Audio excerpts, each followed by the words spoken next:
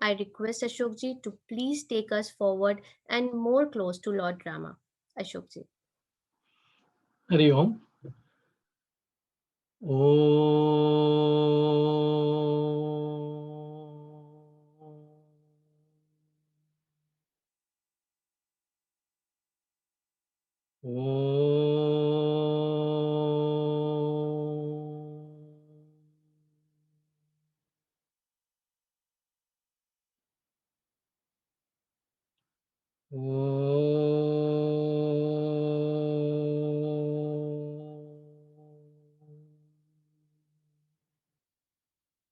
Om Sahana Bhavatu Sahanau Bhunaktu Sahaviryam Karavavahai Tejasvinavati Tamastu Vidvishavahai. Om Shanti Shanti Shanti. Vakratunda Mahakaya Suryakoti Samaprabha Nirvignam Kuru Me Deva Sarvakaryeshu Sarvada Saraswati Namastubhyam Varade Kamarupini Vidyarambam Karishyami Siddhir Bhavatu Me Sada Shuklam Baradaram Vishnum Shashivarnam Chaturbhujam Prasannavadanam Dhyayet Sarva Vignopashantaye. आपदामपहर्तारं धातारं सर्वसम्पदां लोकाभिरामं श्रीरामं भूयो भूयो नमाम्यहम् यन्मायावशवर्तिविश्वमखिलं ब्रह्मादिदेवासुरा यत्सत्त्वादमशैव भाति सकलं रज्जौ यथा हेर्भ्रमः यत्पादप्लवमेकमेव हि भवां बोधे स्थितिर्षावताम्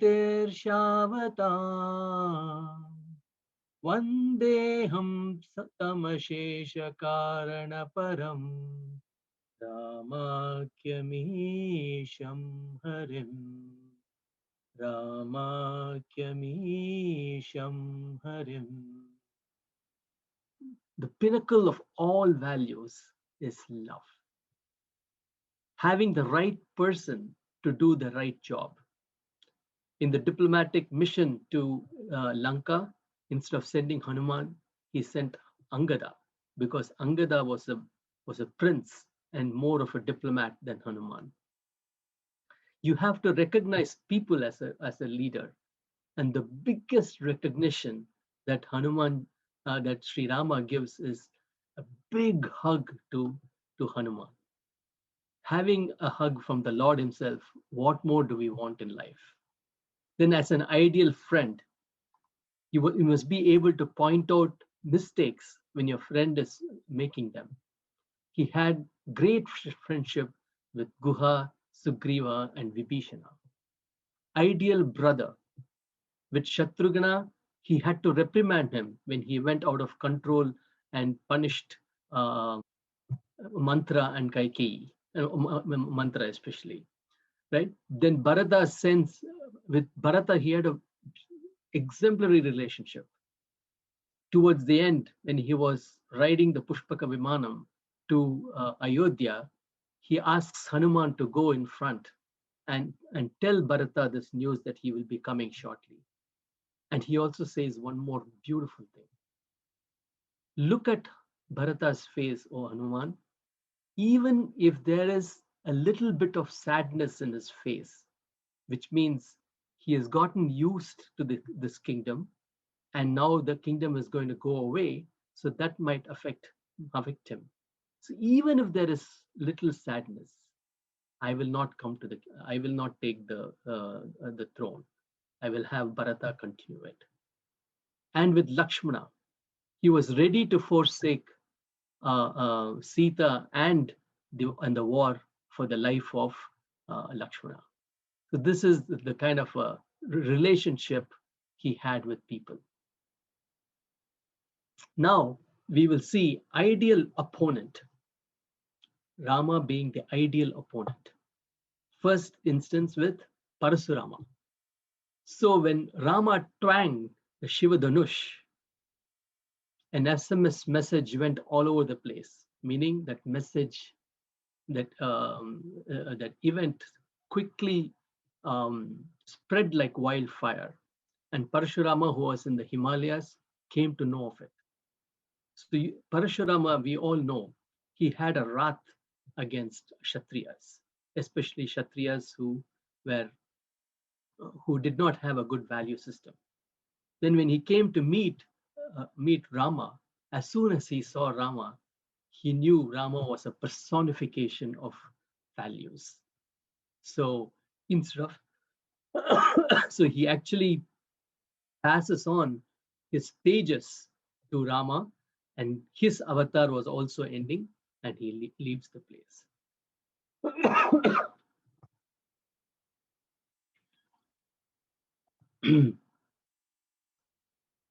Ideal opponent Vali.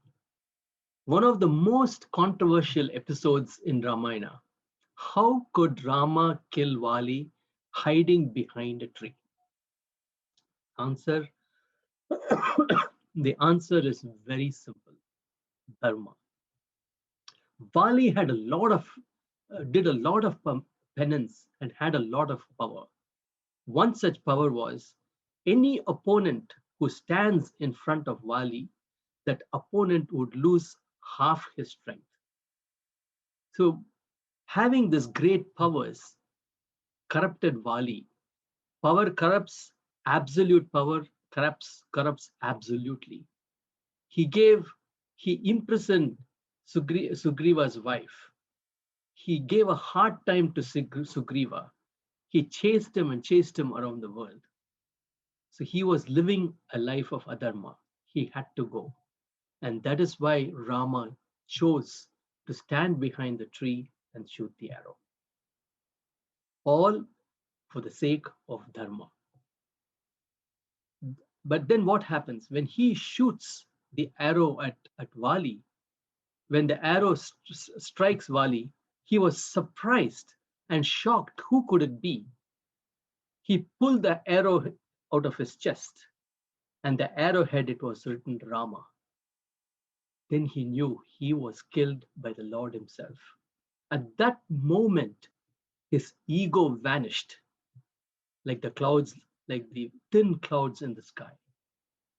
He knew that he was under the impression that he could win anyone. And now, when he saw the Lord, there was no chance for him to win. His ego dropped.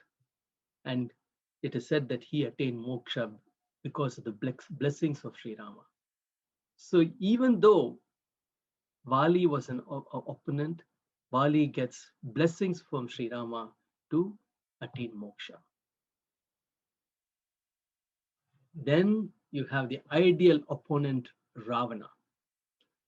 So just before the war, messengers from Ravana, the ambassadors, come to Rama. Usually this happens in order to explain each one's position. You send the ambassadors over before the war starts. But the monkeys, the Vanaras, molest the messengers, and Rama sees this. Because you're supposed to give the ambassadors due respect. So then he actually asks all the Vanaras to massage these messengers and give and look after them well for the mistakes they had made. With Ravana, a fierce battle between Ravana and Rama happens. Rama breaks the bow of Ravana. He smashes the chariot into the pieces. The charioteer is gone. And Ravana is so very tired at the end of the day. Rama could have easily killed Ravana. In, in Tamil, this situation is explained in one sentence, what Rama did. Indru poi naalai va. Go today and come tomorrow well prepared. He wanted to fight one-on-one with both sides having equal opportunity. That was the greatness of Rama as an opponent. So there are 9 examples of friendship in Gita chapter 6, shloka 9. Suhrun mitra yudasina madhyastadveshya bandhushu sadush vapicha papeshu samabuddhir vishishyate. There are three categories, and in each you have three. The well disposed. These people who fall under this category are good hearted, friends, relatives, and righteous people. The neutrals, the indifferent and the neutrals, and the ill disposed, enemies, haters, and the sinful. Rama had excellent relationship with all these three categories of people. The reason? Dharma was his basis of relationship. Nobody could question him. When you are going in the righteous path, nobody can question you. And even if they do, you will have a good answer. Ideal father. So, after composing Ramayana, Valmiki wanted to teach it to someone. At that time, two boys come and fall at his feet. These two boys are Lava and Kusha. Valmiki ji takes this to be auspicious and teaches Ramayana to Lava and Kusha. Rama never taught them so he never taught them mantras, shlokas. He wanted to create situations, atmosphere to educate them. When people started to talk ill about Sita, Rama knew that this would be a very negative environment for the children to grow. So, after deep thinking, he decided Sita should go to Valmiki's ashram and satsang so that they can grow in an environment of satsang. Culture is very important. And when you grow with it, you become great. And that's how great Lava and Kusha were.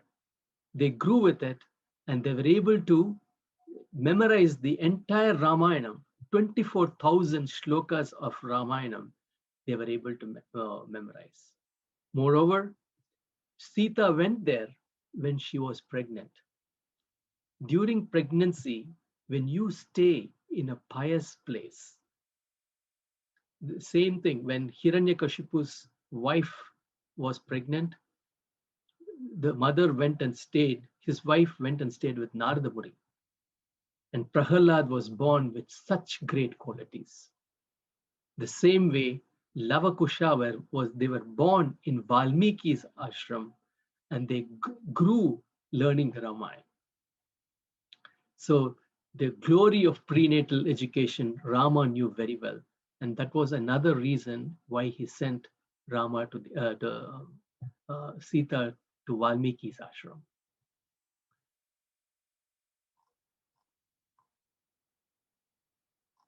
So invest in your child, not on your child. When you invest on your child, car, that means you provide them car, house, physical comforts, and so on.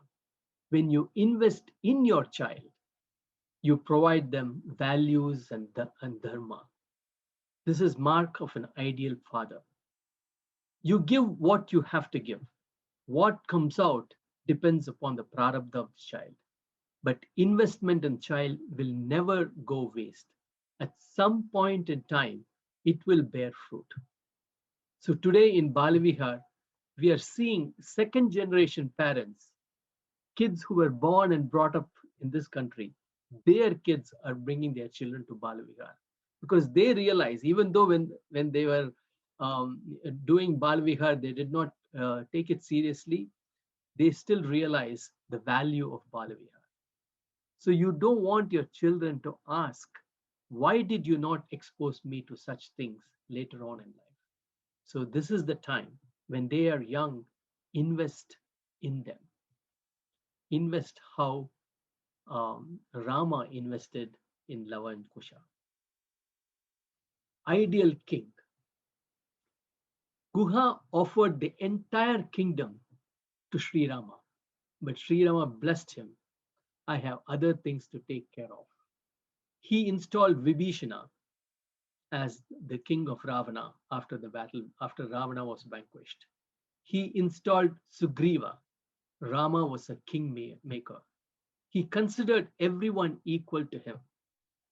An embodiment of the Mahavakya, Aham Brahmasmi, I am Brahman, was the vision of his life. India never invaded any country. India is Rama Rajyam. The standard he set is still being followed today. Other countries jealous about India invaded India, but India never invaded another country. Rama gave Sugriva and Vibhishana without any expectations. He gave them the kingdom without any expectations. Sacrificing my life for others. Today, it is the other way around. He worshipped his people as devatas. Thumb to save the body, hand to save the body, sacrifice a house to save a village, sacrifice the village to save the state, and sacrifice the state to save the country. Rama's thinking was to protect Ayodhya. For that, he was willing to sacrifice his wife and his children. Notes of Ramayana. Very interesting. Why did Rama push with his words Sita into it to enter the fire? This is again a very debated topic. So after the war, Sita comes out to meet Rama. And Rama sees that Sita is a little uncomfortable. So immediately he tells Sita, you are now free to go in any direction you choose. It shocked Sita. Immediately Sita orders Lakshmana to make a fire. And she says that if Agni Devata gives me gives me to Rama, then nobody can question my purity or chastity.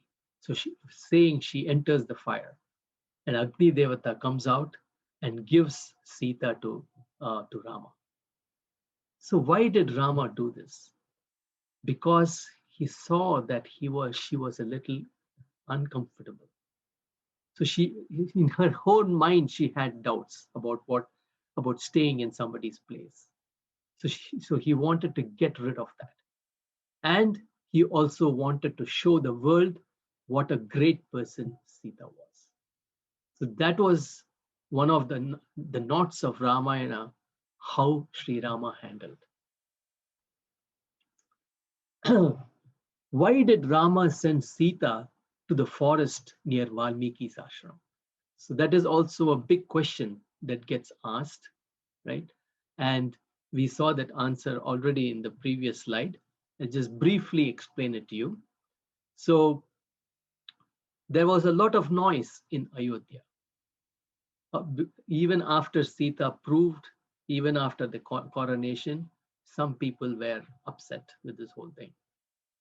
So he did not want his kids to be born in a negative environment, and also the glory of prenatal education. So these two things in mind, he sends Sita to Valmiki's ashram. Another knot untied. Another knot. Sita goes back to her mother earth. So Valmiki, as I said, completed the 24,000 verses of Ramayana, and he taught that to Lava and Kusha. So Valmiki decides to take Sita, Lava, and Kusha to Rama's court. Rama and Kusha recite the 24,000 verses of Ramayana, and Rama is wonderstruck, wondering who these kids were. And then Sita enters the court, and Valmiki introduces Lava, Kusha, and Sita to Rama. The court is stunned. Rama is stunned. Sita pays her respect to Rama and the court. She hands over the boys to Rama. and she then prays to her mother, Mother Earth. Mother Earth comes and takes her child into herself, and Sita disappears into Mother Earth. Rama is angry. He says, I'm going to destroy Mother Earth.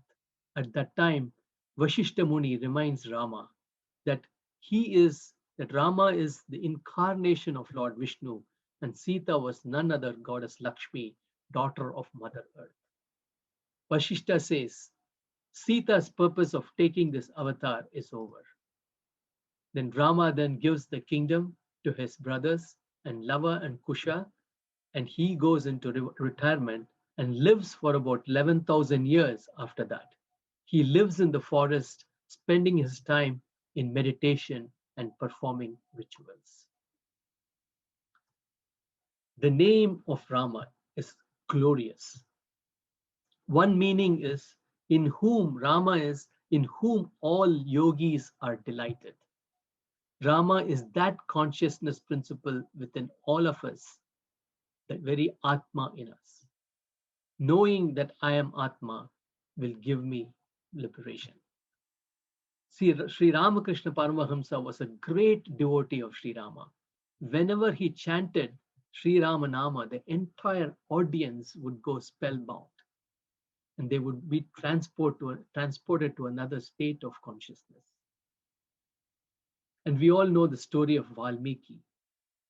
Valmiki, he was given this mantra by sage Narada, and he went into deep meditation and became one of the greatest saints of the world and composed this 24,000 verses of Ramayana.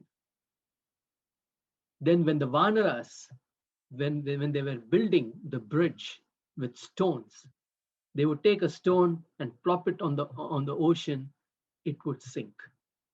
Then they started to write Sri Rama on each stone. And when they wrote it, the stones stayed afloat. That's the greatness of Ramanama. So see, Rama asks Hanuman, what is your relationship with me?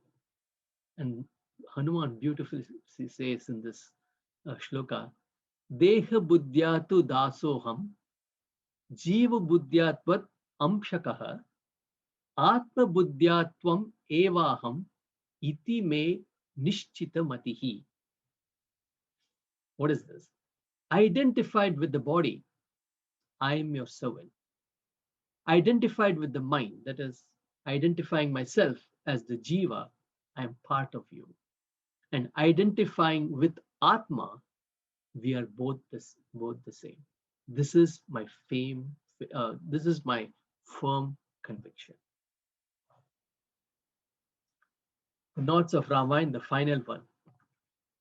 What is the purpose of Ramayana? It is to transcend samsara. Rama was the incarnation of Lord Vishnu, highly sattvic. Even then, Rama had to face lots of ups and downs. We know it. This is samsara. There is no sukham or happiness in this samsara. If Rama himself has had to face all this, what about us? Therefore, the urgency is there. Right now, we should also live our life like Rama and transcend samsara. Once born, we have to face this samsara. Glory of Sri Rama was in showing how we should play different roles in life. Dharma should be the underlying support while playing all these different roles. As son, as student, as husband, as leader, as friend, as brother, as king. Sri Rama taught with his life how to lead these roles. This is the glory of Sri Rama. Playing these roles to perfection brings about purity of mind. With this pure mind, we should attain moksha or realization. Realize that I am Brahman, Aham Brahmasmi, and thus transcend samsara. This is the glory of Rama to show us the path of realization. It is now our responsibility to follow this path and attain moksha, the kingdom of Rama. Sri Rama gave us the vision of life and the path to attain it. This is the glory of Sri Rama, and the rest is up to us. Thank you very much, Hari Om. It was a great opportunity to give this talk for the last 3 days on the glory of Sri Rama. I thank Chinmaya Albany and the Hindu Temple of Albany for giving me this opportunity. Anukriti, you can take over now. Thank you, Ashokji. Ashokji, would you like to take some questions? Yes, sure. Okay. If anybody have any question, Ashokji can take that. This is Dr. Rao. I have one follow-up question. Yeah. We want to thank you very much for helping us enlighten the whole story of Ramayana. We are very proud of that. Only my thing is like any other follow-up stories about Lavakusha and following their children or anything like that in the history at all. We never hear like Mahabharata too and Ramayana too. We hear about Mahabharata and Ramayana, but following their, anything else that we know of. Yeah, there is actually how Lava and Kusha, their life is also um, uh, available in in the Puranas. I see. And Yeah. after that, their descendants, anything following that too, though? After that, I'm not sure. I see. Okay. All right. Thank you very much. Thanks a lot. Thank Thank you. you. We have next question from Sita, I guess. She's raising her hand. Hello, my name's Sita. Ashok uncle. Um, Good. how come Sita went and became Lakshmi before Rama went and became Vishnu? Because Sita's job was over before Rama's. So that's why Valmiki, Vasishta Muni reminds Rama that when Rama gets all upset, right, that she went back to Mother Earth, that time he reminds, Vasishta Muni reminds Rama who he is. He says, you are the incarnation of Lord Vishnu, and then Sita is incarnation of Lakshmi.